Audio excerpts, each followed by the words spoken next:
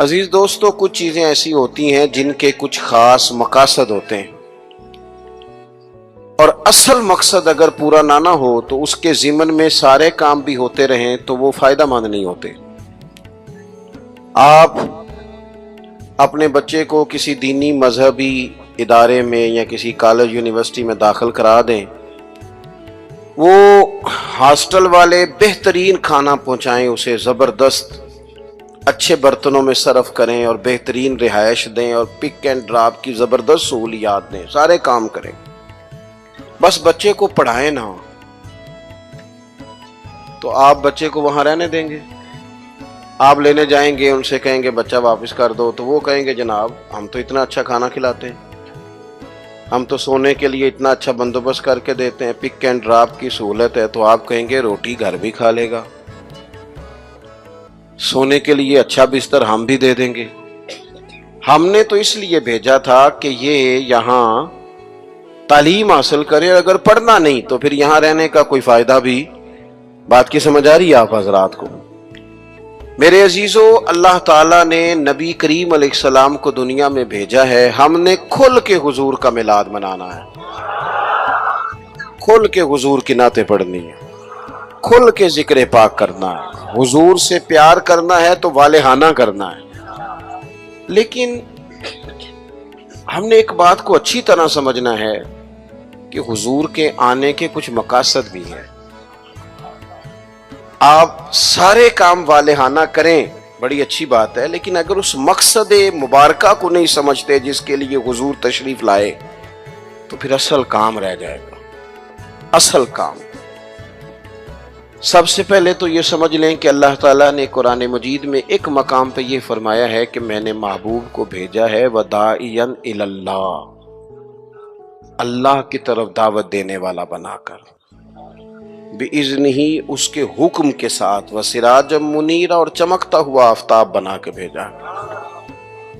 اللہ کے پیارے رسول صلی اللہ تعالی علیہ وسلم نے ہمیں بتایا ہے کہ خالق بھی اللہ ہے، مالک بھی اللہ ہے، رازق بھی، تو پھر عبادت کے لائق بھی اللہ ہی ہے۔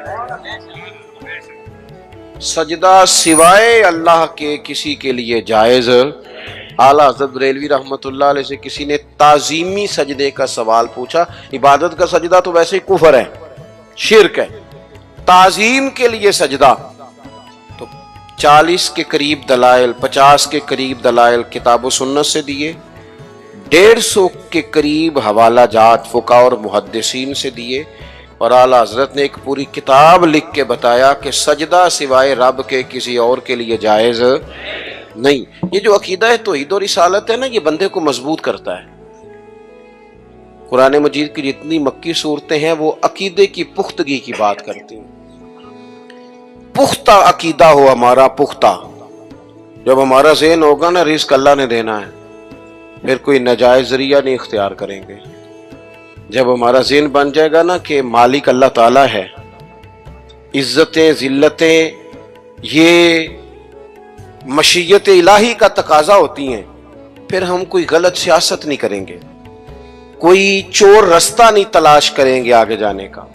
جب ہم عقیدہ توحید و رسالت والے ہوں گے تو پھر کچی پکی باتیں نہیں کریں گے، پھر توکل مضبوط ہوگا، اللہ کی ذات پر بھروسہ مضبوط ہوگا، پھر ہم اپنے رب کی جانب توجہ رکھیں گے۔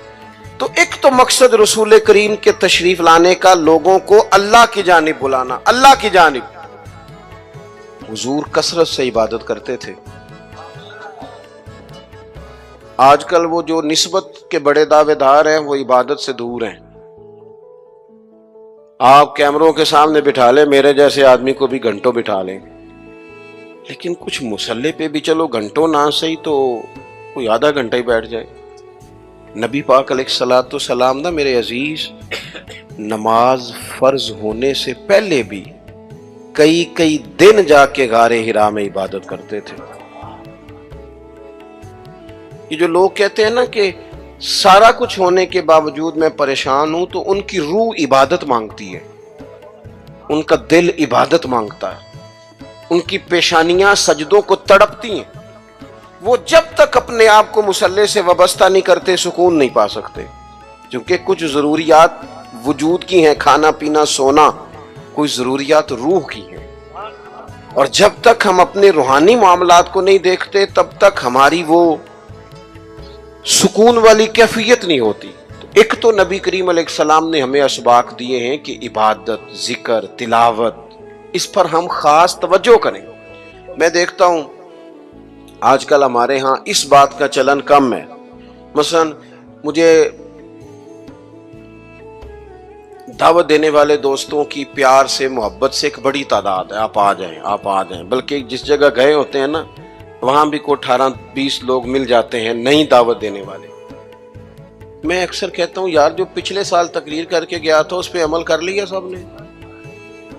اللہ تعالیٰ کا فضل ہے یہ میرا روزگار نہیں کہ میں نے دوپہر کو بھی پیسے لینے ہیں تو شام کو بھی لینے ہیں تو مجھے ذرا زیادہ جلسے مل جائیں گے تو دیہڑی اچھی ہو جائے گی. اللہ نے اس سے بے نیاز رکھا ہے. سوال یہ ہے کہ تقریروں کا، وعظوں کا، جلسوں کا مقصود بھی تو کچھ ہونا چاہیے نا. کیا مقصد ہے؟ روز 2 گھنٹے تقریر سنو اور عمل کب کرنا ہے؟ دین کو عملاً، دین اسلام اس لیے نہیں آیا کہ اس پہ کھل کے مقالے لکھے جائیں، اس پر کھل کے تقریریں کی جائیں، ایک ایک کریں یہ کام بھی ضرورت کے لیے، حرج نہیں، لیکن یہ تو عملی نفاذ کے لیے آیا ہے نا. تو عملاً دین کی طرف رغبت کریں. میلاد شریف کے موقع پر ہمیں زیادہ جوش دکھانا چاہیے دین پہ عمل کرنے کا، اس لیے کہ حضور سید عالم علیہ الصلوۃ والسلام کی بعثت مبارکہ کے مقاصد بھی تو اجاگر ہو کے سامنے ہوتے ہیں کہ نہیں. دوسرا مقام قرآن مجید میں اللہ فرماتے ہیں وَمَا أَرْسَلْنَا مِن رَسُولٍ إِلَّا لِيُطَاعَ بِإِذْنِ اللَّهِ. دنیا میں ہم نے جتنے بھی رسول بھیجے وہ اس لیے بھیجے کہ ان کی اطاعت کی جائے. رسول دنیا میں اس لیے آتے ہیں کہ ان کے پیچھے چلا جائے، نقش قدم ان کا اپنایا جائے، ان کے رستوں کا بندہ مسافر بنے. رسول اطاعت کے لیے آتے ہیں، ان کی فرما برداری کی جائے. میں آپ سے عرض کروں گا کہ یہ محبتیں بڑی ضروری ہیں. یہ محبتیں ہوں گی تو عمل کا جذبہ پیدا ہوگا. لیکن ایک دوسرا پہلو بھی یاد رکھیے گا، رسول پاک آئے ہیں فرما برداری کے لیے. اگر فرما برداری نہیں کرتے، بات ہی نہیں مانتے، آپ جس سے بھی دعوی محبت کرتے ہیں وہ دلیل مانگتا ہے. تو حضور سے دعوی محبت ہے تو اس کی عملی صورتیں بھی تو ہونی چاہیے نا. ہر پیغمبر اس لیے آئے کہ ان کی فرما برداری کی جائے، اطاعت کی جائے. اور اگر کوئی میرے نبی پاک کی فرما برداری کرے پھر تو اس کا انداز ہی نرالا ہے. قل ان کنتم تحبون اللہ فاتبعونی یحببکم اللہ. فرمایا محبوب ان سے فرما دیں اگر رب سے محبت کرنا چاہتے ہیں تو آپ کی غلامی کریں. ملے گا کیا؟ اللہ خود ان سے محبت فرمائے گا، خود ان سے محبت. صحابہ کرام کے اندر نا حضور سے پیار کا جذبہ بھی والہانہ تھا. والہانہ نبی کریم، وہ آج کل کچھ لوگوں کو یہ بھی غلط فہمی ہوتی ہے نا جی مروج دکھائیں اس کا حکم ہے، حکم ہے، یہ بھائی نہیں آپ یہ بتائیں. تو میں کہتا ہوں حضور نے حکم دیا تھا کسی صحابی کو کہ میں کلی کروں تو میرے منہ سے نکلا پانی چہرے پہ مل لینا. حکمن کہا تھا کسی کو کہ میرے ناک سے بلغم نکلے تو چہرے پہ مل لینے، کہا تھا، لیکن وہ ملتے تھے کہ نہیں ملتے تھے. والہانہ پن تھا، حضور کے ساتھ پیار تھا، والہانہ شوق تھا. لیکن جس طرح پیار والہانہ کرتے تھے نا والہانہ، اس طرح بات بھی والہانہ ہی مانتے تھے. بات بھی پیار ہم بھی والہانہ کرتے ہیں. ہمارے ہاں کہتے ہیں نعرہ لگاؤ، پھر زور سے لگاؤ، پھر دونوں ہاتھ کھڑے کر کے لگاؤ، پھر جناب اس طرح کر کے لگاؤ. یہ ساری باتیں ٹھیک ہیں، یہ والہانہ پن ہے، اچھی بات ہے. لیکن یہ بھی تو بتائیں کہ حضور کی بات بھی والہانہ مانتے ہیں. ہمارے ہاں لیت و لاللہ ہے، گنجائش ہے، دیکھ لیں گے، کر لیں گے، شریعت کی رخصت پر عمل ہے. یہاں گنجائش مل گئی تو لے لو، یہاں مل گئی تو لے لو. صحابہ تو بات بھی والہانہ مانتے تھے. حضور جمعے کا خطبہ دے رہے ہیں، ایک شخص اٹھ کے کھڑے ہو گئے، اللہ کے محبوب نے فرمایا بیٹھ جاؤ. ایک صحابی اس کونے میں تھے ابھی مسجد کے قریب، ان کے کان میں آواز گئی بیٹھ جاؤ، وہ وہیں بیٹھ گئے. ایک اس کونے میں تھے. ہمیں واضح احکامات دین کے مل جائیں تو اس میں بھی گنجائش ڈھونڈتے ہیں. اس کونے میں تھے، کانوں میں آواز گئی بیٹھ جاؤ تو وہ وہیں بیٹھ گئے، اس کونے میں تھے ایک، ان کے کان میں آواز گئی وہیں بیٹھ گئے۔ اللہ کرے کہ آپ موبائل تھوڑے کم چلائیں اور میری بات زیادہ سنیں، دعا کیے آمین تو کہہ دیں نا، چلو دعا میں تو شامل ہو جائیں نا، اللہ تعالیٰ دعائیں تو کرنی چاہیے نا، اللہ قبول فرماتا ہے اپنے بندوں کی دعا۔ دوست، واضح حکم ملنے کے باوجود بھی لوگ، واضح احکامات کے باوجود بھی اس میں لوگ گفتگو کرتے ہیں، کل پرسوں ترسوں کا نام لیتے ہیں۔ حضور نے مطلقہ نام نہیں لیا، جس کے کان میں آواز گئی وہیں بیٹھ گیا۔ یہ وہ نظارے ہیں جو زمین نے دیکھے ہیں، آسمان نے دیکھے ہیں۔ اتنی وارفتگی حکم ماننے میں، اتنی وارفتگی، بیٹھ گئے۔ تکمیل جمعہ پر محبوب نے فرمایا آپ کہاں تھے؟ یا رسول اللہ صلی اللہ تعالی علیہ وسلم، وہ آپ کا حکم آیا تو میں اسی کونے میں بیٹھ گیا تھا۔ آپ کہاں تھے؟ حضور حکم ملا تو اس کونے میں بیٹھ گیا۔ آپ کہاں تھے؟ حضور حکم ملا تو میں اس کونے میں بیٹھ گیا۔ تو کریم فرمانے لگے نہ آپ سے کہا تھا، نہ آپ سے کہا تھا، نہ آپ سے کہا تھا، میں نے تو ان سے کہا تھا۔ کر یا رسول اللہ اپنے نام تو نہیں نہ لیا، سانو تے قید سجن دا گہنا ہے، او جینج رکھے اونج رہنا ہے۔ یا رسول اللہ آپ نے نام نہیں نہ لیا، حکم مل گیا بیٹھ جاؤ تو لہذا بیٹھ جاؤ۔ بات ماننا ہمارے ہاں نا آج کل پیری مریدی بھی اسی کا نام ہے، نذرانہ بھی وقت پہ دو، دعوت بھی مرید کرتے ہیں جتنی مرضی آپ کہو، روز کہو تو روز کھانا کھلاتے ہیں۔ آپ ان سے کہو کہ جناب میں آ رہا ہوں تو وہ تیار ہیں، پھول بھی لے کے کھڑے ہیں، لیکن اگر ان سے کہو بات مانو پھر وہ کہنے تسی دعا کرو، ہے نا جی، نماز پڑھا کرو کہتے دعا کرو۔ کمال ہو گئی ہے بھائی، آپ باقی سارے معاملات کے لیے آپ پورے تیار ہیں، اور یہ جو فرما برداری ہے، یہ جو بات ماننا ہے وہ کس نے ماننی ہے؟ وہ جس پر آپ کے شیخ نے، مرشد نے گھنٹوں تقریریں کی، وہ باتیں کس نے ماننی؟ کسی اور نے؟ کیا مانا اس بات کا؟ کوئی گورکھ دھندا ہے کہ آپ نعرے لگائیں، دعوی محبت کریں، اور جو ان کا اصل کام ہے، دیکھو وفادار وہ ہوتا ہے جو مشن کا ساتھی ہو، جو مشن کا ساتھی نہ ہو وہ ٹھیک ہے۔ پھر میرے ایک سنگی ہیں، مجھے ایک دن بڑی محبت سے کہنے لگے کہ جناب کھانا نہیں کھاتے آپ ہمارے گھر، کھانا ضرور کھائیں، ایک دن ضرور آ جائیں۔ میں انہوں آکھے یار توں آنا میرے نال رل کے 4 دن کو دین دا کام کرا۔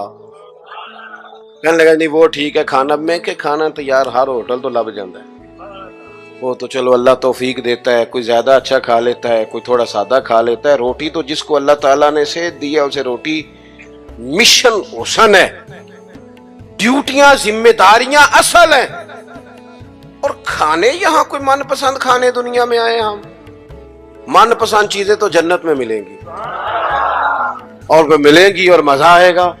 ہمارے بزرگ تو فرمایا کرتے تھے زمین کے اوپر کام، نیچے جا کے آرام۔ یہاں کوئی کام کریں، کوئی ڈیوٹی کریں، کسی ذمہ داری کا اظہار کریں، کوئی خدمت سر انجام دیں، وہ خاص سطحی چیزیں اس سے باہر نکلیں، نبی کریم کی بات مانے والہانہ انداز میں، والہانہ۔ حضور علیہ السلام نے جس مشن کے لیے پتھر کھائے، جس مشن کے لیے حضور طائف گئے، جس مشن کے لیے حضور نے ہر دشمن کو معاف کر دیا کہ لوگ مسلمان ہو جائیں، دیندار ہو جائیں، امت اس مشن کے لیے کیا کام کرتی ہے، کیا ڈیوٹی کرتی ہے؟ کبھی دل میں تکلیف ہوئی ہے کہ آپ تجربہ کر لیں، سارے لوگ عید کی نماز پڑھنے بھی نہیں آتے، اس لیے کہ کچھ ایسے ہوتے ہیں جن کی ساری رات دکان کھلی رہتی ہے اور سویرے سو رہے ہوتے ہیں۔ کچھ کہتے ہیں میں نے وعدے کیے ہوئے ہیں وہ میں نے پورے کرنے ہیں، عید کی نماز بھی سارے پڑھنے، لیکن رش اتنا ہوتا ہے کہ مسجدیں چھوٹی پڑ جاتی ہیں۔ اس کا مطلب یہ ہے اگر ساری مسلمان امت نمازی ہو جائے تو نئی مسجدیں بنانی پڑے، لیکن آپ باقی سارے کام کرا لیں، شوق سے کر دیں گے۔ بھائی سجدے کا بھی ذوق پیدا کرو، حضور کی فرما برداری اصل ہے۔ تیسرا مقام قرآن پاک کا، قرآن مجید نے کہا کما ارسلنا فیکم رسولا منکم یتلو علیکم آیاتنا، جیسا کہ ہم نے تمہیں میں سے تمہیں ایک رسول دیے ہیں جو تم پر ہماری آیتیں پڑھیں گے۔ وَيُزَكِّيكُمْ، اور تمہارا تزکیہ کر دیں گے، تمہیں پاک صاف کر دیں گے۔ نبی پاک کی تعلیمات یہ ہیں کہ تو ظاہری طور پر بھی بڑا صاف ستھرا ہو۔ حضور نفاست کو پسند کرتے، صفائی کو محبوب رکھتے، خوشبو کا استعمال کرتے، مسواک کو محبت سے استعمال کرتے، ظاہری صفائی بھی۔ اور ترمذی میں موجود ہے، حضور نے فرمایا اے انس بن مالک میرے بیٹے، ہو سکے تو صبح اس حال میں کرنا کہ تمہارے سینے میں کسی کا بغض نہ ہو۔ فرمایا یہ میری سنت ہے، اور جس نے میری سنت سے محبت کی اسی نے مجھ سے محبت کی۔ نرے دانت صاف کرنا ہی سنت نہیں، دل صاف کرنا بھی سنت ہے، باطن بھی صاف ہونا چاہیے، انسان کے اندر سے ساری بیماریاں نکل جائیں۔ عزیز دوست، تزکیہ ہو، حسد سے خالی ہو سینہ، بغض سے خالی ہو۔ یہ جو روحوں پر بوجھ ہوتا ہے یہ حسد کا ہوتا ہے، یہ باطن پر دھبا ہوتا ہے یہ عداوت کا ہوتا ہے۔ یہ کچھ چیزیں جو ہمیں بالکل بے قرار کر دیتی ہیں یہ تکبر کا روگ ہوتا ہے، یہ عجب خود پسندی، یہ اندر انسان کے جوار بھاٹا پیدا کر دیتی ہے۔ اگر بندہ ہو جائے سادہ، حضرت باجزید بستامی رحمت اللہ علیہ کھڑے تھے تو ایک شخص نے آپ سے پوچھا حضرت خواجہ پیر باجزید بستامی سے ملنا ہے۔ آپ فرمانے لگے یہ جو بندہ جس کا تم نے ابھی نام لیا ہے نا، اس کو ڈھونڈتے مجھے 30 سال ہو گئے، مجھے نہیں ملا۔ 30 سال یہاں بیچارے نقیب ان کی کلاس لگ جاتی ہے اگر وہ لقب تھوڑے بیان کریں تو لسٹوں میں لکھ کے دیے جاتے ہیں، یہ نام نہیں لیا، یہ نام نہیں لیا، فلانے چودھری کا نام رہ گیا، فلانے کا رہ گیا، فلانے کا۔ وہ چھوڑ دیں بھائی، یہ تو حضور کی تعریف کی محفل ہے، اس میں باقیوں کی تعریفیں کدھر سے آ گئی، کدھر سے آ گئی؟ یہ تو نبی پاک علیہ الصلوۃ والسلام کے ذکر پاک کی مجلس ہے۔ دوستو آپ غور کریں گے اور چیزوں کو سمجھیں گے۔ خواجہ باجزید بستامی سے اس نے کہا میں نے ملنا ہے، فرمانے لگے 30 سال سے ڈھونڈ رہا ہوں، ملا نہیں۔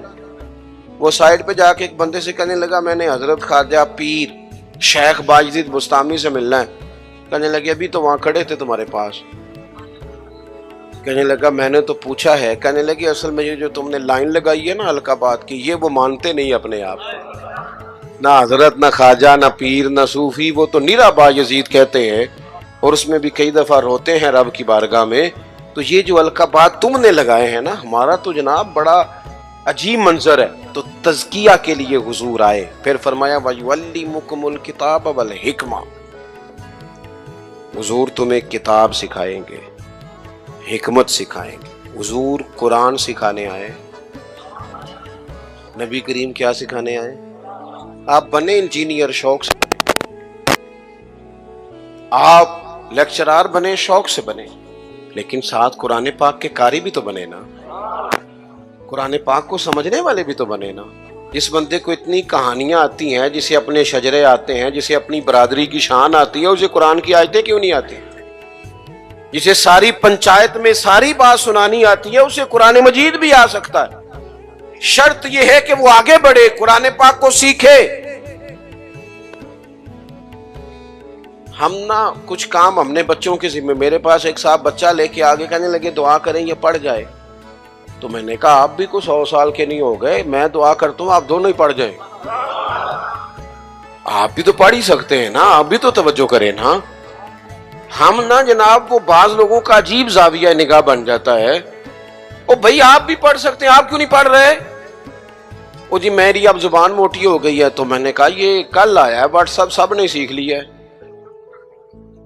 یہ کل آیا، ای میل کرنا بھی آ گیا لوگوں کو، اور کمنٹس دیکھنا بھی آ گیا، اور بڑے بڑے لوگ جن کو نہیں بھی توجہ جن کی ہونی چاہیے تھی ان کی بھی توجہ، یعنی میں تھوڑا مصروف زیادہ رہتا ہوں، اور اب تو کچھ طبیعت بھی ٹھیک نہیں رہتی، دعا فرمائے اللہ تعالیٰ کچھ کام لے لے۔ وہ کوئی دوست پوچھتا ہے کہ آج کل کیا کر رہے ہیں، تو میں کہنا کچھ بھی نہیں، بس ہڈیاں آنیاں جانیاں دیکھو، ادھر آ رہے ہیں اور ادھر جا رہے ہیں، میں یہی کام کر رہے ہیں، اس کے باوجود لوگ ناراض ہیں۔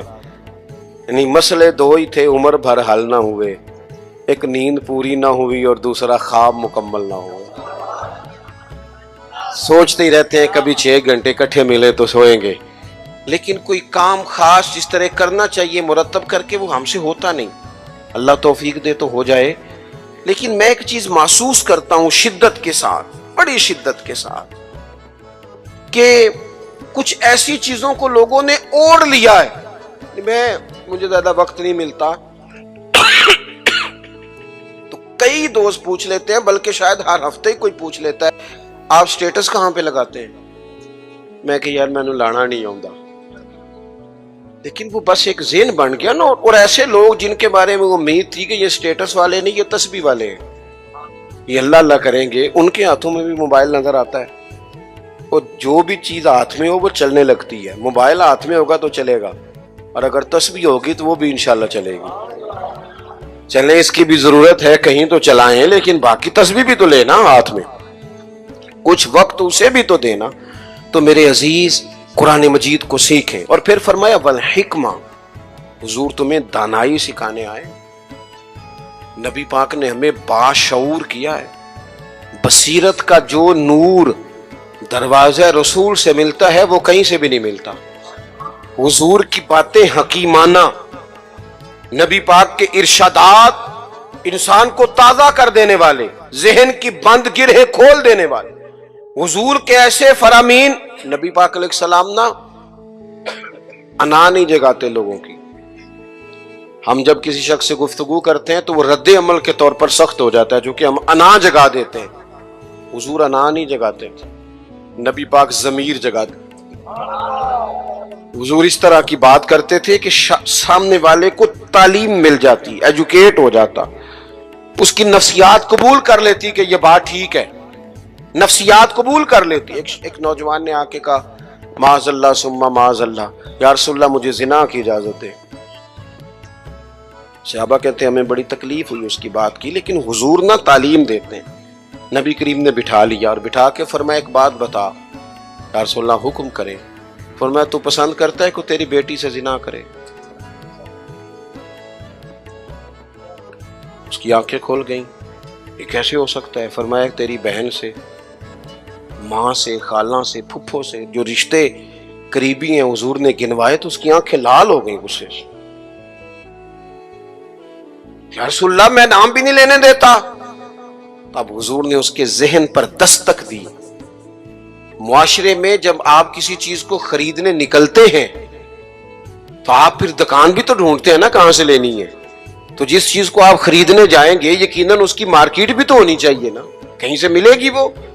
تو نبی پاک صلی اللہ تعالی علیہ وسلم اس ذہنی سطح پر لائے اپنی حکمت کے ساتھ. حضور فرمانے لگے تو نہیں اجازت دیتا اور ہونا بھی نہیں چاہیے ایسا، لیکن جس سے تو بدکاری کی اجازت مانگ رہا ہے وہ بھی تو کسی کی بیٹی ہوگی نا، وہ بھی تو کسی کی بہن ہوگی. کیوں نہیں سوچتے اس بات کو ہم کہ معاشرے میں جب آگ لگتی ہے پھر کسی کا گھر بھی محفوظ نہیں رہتا. تو جب بے حیائی کا چلن عام ہوتا ہے. ایک میرے دوست ہیں، ان کا بیٹا پسند کی شادی کرنا چاہتا تھا تو وہ لے آئے، کہنے لگے اسے سمجھائیں میرے لیے مشکل ہو جائے گی. تو میں نے ان سے بات ابھی شروع بھی نہیں کی تو مناظرے پہ اتر آیا بچہ. کہنے لگا مولانا صاحب بتائیں جائز نہیں؟ کوئی اپنی رائے نہیں دے سکتا پسند کی شادی؟ میں نے کہا پتر تو میرے ساتھ اکیلے میں آ، تجھے سمجھاتا ہوں. کہنے لگا جی نہیں آپ بتائیں جائز نہیں؟ میں نے کہا بیٹا تیرے لیے بھی جائز ہے، جس طرح تیرے لیے جائز ہے نا، اسی طرح خاندان کی اگر کوئی بیٹی کہے میں نے پسند کی کرنی ہے تو اس کے لیے بھی جائز ہے. اب اس کی گردن جھک گئی، اب چپ کر گیا. میں نے کہا جو رواج آپ گھر میں ڈال رہے ہیں اس کا مطلب یہ تو نہیں نا کہ بیٹیوں کو پتہ نہیں چل رہا آپ کیا کر رہے ہیں. تو جو چلن آپ پیدا کر رہے ہیں یہ عام تو ہوگا. تو اگر بیٹی کل کو کچھ اٹھ کے مطالبہ کرے، وہ کہے کہ جس فلسفے سے اس کی بات مانی جا سکتی ہے میری بھی مانی جا سکتی ہے، پھر آپ کا کیا خیال ہے؟ تو بعض اوقات اللہ توفیق دیتا ہے، کسی کی سمجھ میں بات آ جاتی ہے، اس کی سمجھ میں آ گئی.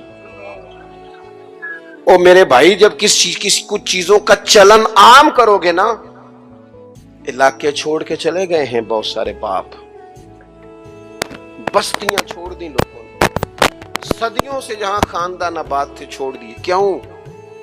اس لیے کہ بیٹی نے مرضی کی شادی کر لی. غلطی کسی کی غلطی کا کوئی بوجھ نہیں اٹھائے گا. یہ غلطی ماں باپ کی نہیں ہے. نافرمان ہونے لگے تو حضرت نوح کا بیٹا بھی ہو جاتا ہے.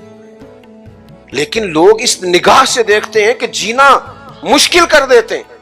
لیکن جب برائیوں کا چلن عام ہوتا ہے پھر وہ سب کو اپنی لپیٹ میں لیتی ہیں. تو حضور اس حکمت سے دین سکھاتے.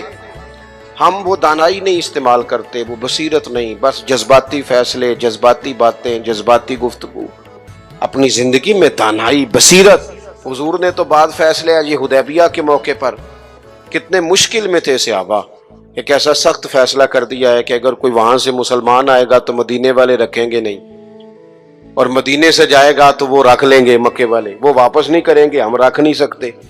صحابہ کہتے ہیں وقتاً تو ہم پریشان تھے پر حضور کی حکمت کے قربان جائیں، یہی شرط وجہ بنی مسلمانوں کی فتح کی. اس لیے کہ جن کو وہ وہاں سے نکلنا پڑتا تھا مکے سے، حضور رکھتے نہیں تھے، معاہدہ تھا، وہ پھر مجاہدوں کا الگ جتھا تیار ہو گیا. حضرت ابو بصیر رضی اللہ تعالیٰ عنہ، حضرت ابو جندل، ایک نئی جماعت مجاہدین. رستوں سے گزرنا کافروں کا مشکل ہو گیا. اور کچھ ایسے تھے جو مکے نہ رہ سکے، مدینہ نہ رہ سکے، تیسری جگہ جا کے ڈیرا لگایا، سارے کا سارا شہر ہی مسلمان کر دیا. زندگی میں کچھ چیزیں بصیرت سے کریں. ہمارے ہاں فیصلہ کس کے حق میں ہوتا ہے بھلا؟ جو پہلے آ جائے. اور میں کہتا ہوں آپ بیوی کی بات ضرور سنیں، لیکن اس کی سننے کے بعد جس کے بارے میں وہ بات کر رہی ہے پھر اس کی بھی سنیں. آپ اماں کی بات ضرور سنیں، توجہ سے سنیں، لیکن فوراً جذباتی نہ ہو. پھر اس کے بعد اماں نے جس کے خلاف بات کی اس کی بھی سنیں. دو طرفہ بات سن کے کہ کس طرح کے منصف ہیں زمانے میں. ایک بات سنتے ہیں اور اسی طرف ہو جاتے ہیں دانائی سے. اور آخر میں فرمایا وَيُعَلِّمُكُم مَّا لَمْ تَكُونُوا تَعْلَمُونَ، جو تم نہیں جانتے تھے وہ سارا میرے رسول تمہیں سکھاتے ہیں. نبی کریم نے نا اپنی امت کو تعلیم کے ہر پہلو سے آگاہ کیا، ہر پہلو سے. ہمارے پاس ذخیرہ ہے احادیث کا، اور قربان جائیں کچھ باتیں ایسی ہوتی ہیں جو بندہ کبھی پڑھ لینا تو لطف دے دیتی ہیں. لطف. مجھ سے ایک دفعہ ایک دانشور نے پوچھا کہ جناب کوئی ایک بات جس پہ زندگی گزاری جا سکے. ایک نوجوان تھے. میں نے ان سے کہا کہ میرا تو خیال ہے اس ایک حدیث پر پورا ملک سنوارا جا سکتا ہے، ایک پر، اور آتی بھی ہے ہم سب کو، شرط عمل کرنا ہے.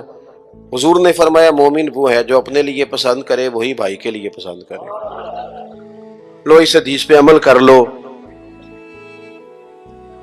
جو بندہ ملاوٹ والی چیز بیچتا ہے اگر اس حدیث پر عمل کرے کہ جو اپنے لیے پسند کرنا ہے وہی اپنے، کبھی ملاوٹ کرے گا، کبھی دھوکہ دے گا، کبھی میرٹ سے ادھر ادھر ہوگا.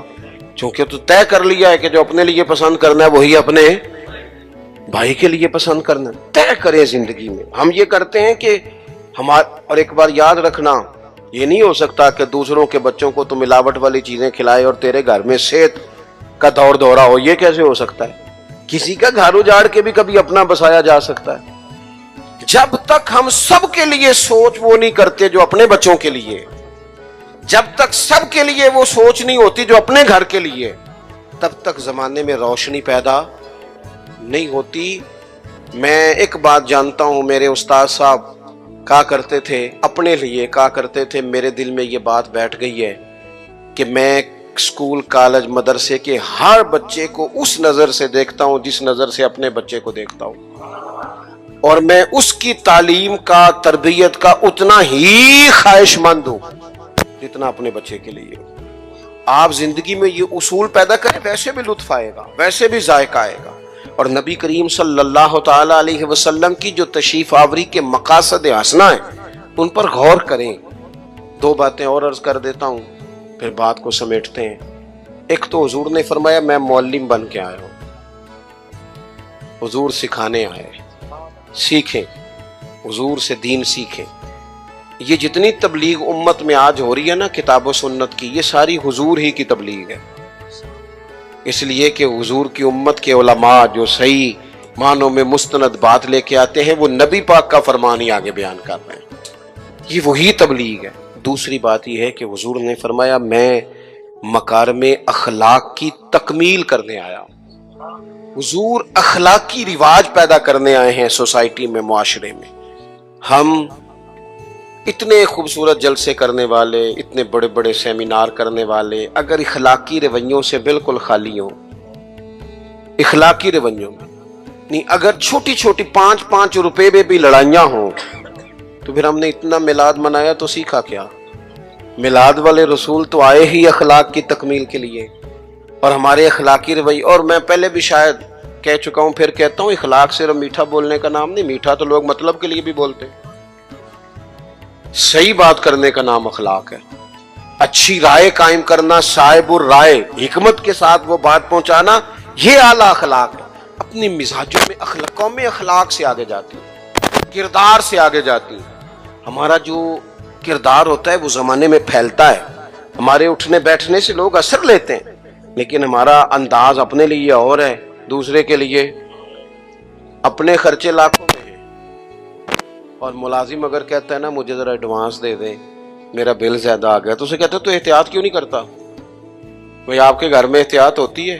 4000 کا تو پیزا آتا ہے روز شام کو، آپ کے لیے جو اصول ہے وہ دوسرے کے لیے کیوں نہیں ہے؟ اور جو نصیحت آپ دوسرے کو کر رہے ہیں اس اخلاق پر آپ خود کیوں نہیں عمل کر رہے؟ تو حضور کے آنے کے جو مقاصد ہیں ان کو سمجھیں۔ ایک تو نبی پاک نے ہماری توجہ اللہ کی جانب کرائی، اپنے مصلی کو، عبادت کو، توکل کو، صبر کو، شکر کو، قناعت کو، خودداری کو، اس پر توجہ دیں۔ دوسرا، حضور فرما برداری کے لیے آئے، نبی کریم کی ہم نے فرما برداری کرنی، غلامی کرنی۔ اور تیسرا، حضور نے ہمارا تزکیہ کیا ہے، ہمیں سارے باطن کے میل کچیل دھو ڈالنے ہیں۔ آپ یہ کریں گے تو اپنے آپ کو ہلکا پھلکا محسوس کریں گے۔ محبوب تعلیم کتاب و حکمت کے لیے آئے ہیں، ہمیں خوب محبت سے قرآن پاک سیکھنا ہے، خوب محبت سے دانائی سیکھنی ہے، اس کے مطابق زندگی گزارنی ہے۔ حضور معلم بن کے آئے ہیں، اعلیٰ اخلاق کی تکمیل کرنے آئے ہیں، ہمیں ان مقاصد کو حاصل کرنا ہے، ان کے لیے کوشش کرنی ہے، ان کے لیے سفر کر۔ کچھ لوگ کہتے ہیں جی میری تربیت نہیں ہو رہی، تو میں کہتا ہوں جناب سارا کچھ تو کتاب و سنت میں موجود ہے۔ آپ کو تربیت لینی ہے تو پھر تو آپ ایک ایک کر کے عمل کرنا شروع کر دیں، آگے بڑھنا شروع ہو جائیں، ایک ایک کر کے قدم آگے اٹھائیں۔ اور اگر صرف خوبصورت باتوں سے، اچھے جملوں سے، اچھے اشعار سے سر دھلنا ہے تو چلیں وہ بھی خیر کی بات ہے، لیکن پھر سر دھلتے رہیں اور یہ سلسلہ چلتا رہے۔ اللہ تعالیٰ کی بارگاہ میں دعا ہے اتنا خوبصورت، اتنا پروقار اجتماع اپنی بارگاہ میں قبول فرمائے، اور اللہ تعالیٰ اسے ہمارے لیے ذخیرہ آخرت بنائے۔ آخر دعوانا ان الحمدللہ رب العالمین۔ سلام پڑھیں۔